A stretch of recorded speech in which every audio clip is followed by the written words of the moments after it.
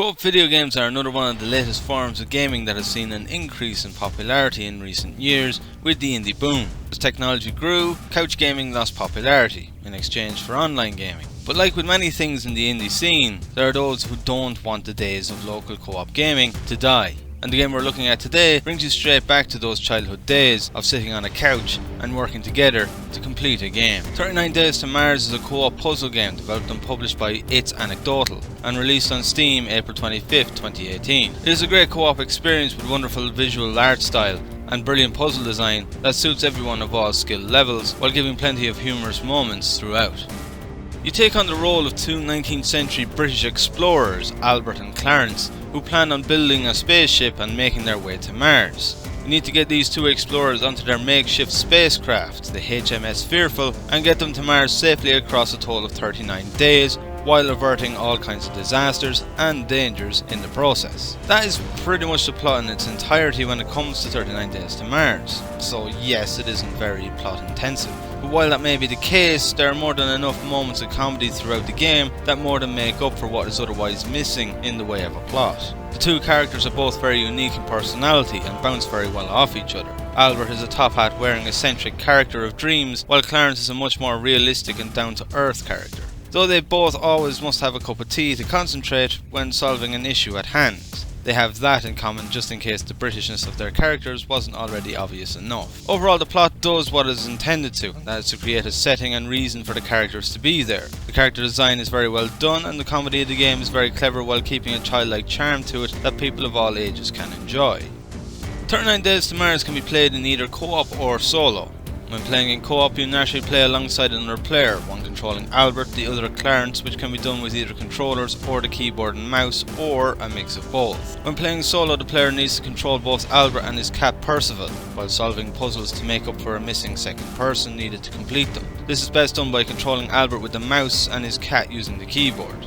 While this sounds awkward and tedious, it isn't actually once you have the controls set to suit you, and you can get used to controlling two characters. And it plays really well, much to my surprise. So much so that you could play the game in co-op on your own with relative ease, assuming you don't find it too difficult without a second person. At the start of the game, you'll find yourself at Albert's house, where you will need to solve a series of puzzles before embarking on your space adventure. These include opening a chest, getting the key to the back door, and figuring out the password for the gate before boarding the ship. Once aboard and you take off, the ship begins to malfunction and various parts need to be repaired with a joint effort, but you always need a good cuppa before being able to make any repairs. These repairs involve fixing a broken piping system, an electrical system, the power system, and of course making plenty cups of tea. Along with that, you also come across some other circumstances that you need to deal with, which I won't spoil. The puzzles of the game are not very difficult. Some do require a bit of thinking before understanding how they work, but overall you don't need to be an expert to figure them out. Most are a case of working together to move an object or to work on a dual system of some kind. While some may feel that this makes the game a bit too easy, it is a game that feels like it is intended for people of all ages, and having the puzzles like this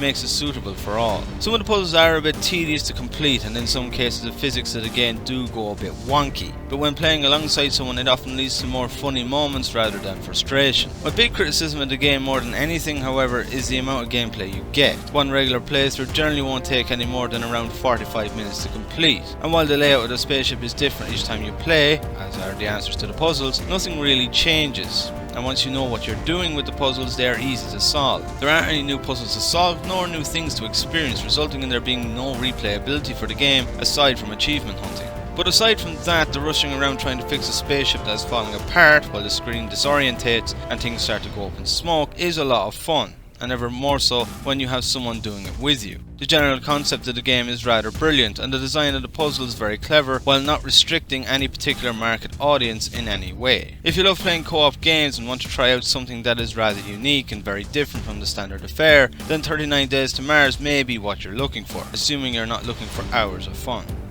The art design of the game is what really gives it its childlike appearance. The characters look like something a child had drawn up on a piece of brown baking paper, and it really adds to the game's already dreamlike quality. And despite lacking any sort of varying colour palette, it is surprisingly appealing to the eye with what three colours they do use, that being black, white and brown. This colour palette feels fitting with the time period of the game, that being the 1800s, as when you think of the time period, everything tends to be visualised in black, white and brown. It is really intelligent design that suits the theme and setting of the game. Not only that, but it helps add to the atmosphere of the game along with its magnificent soundtrack, which is composed almost entirely using solely a piano. Its music has moments of calm, moments of ups and downs, depending on how you're doing. And it's remarkable just how well done it is, considering it is mostly just one instrument that was used, which is quite rare for soundtracks these days. The piano music fits in with the theme of the game and its characters, which all fit perfectly with the art design. It really is a game where so much care has gone into making it feel and look both visually, aesthetically and atmospherically like it is the 1800s, as it's nothing short of being wonderful, not to mention so few games out there can compare to it.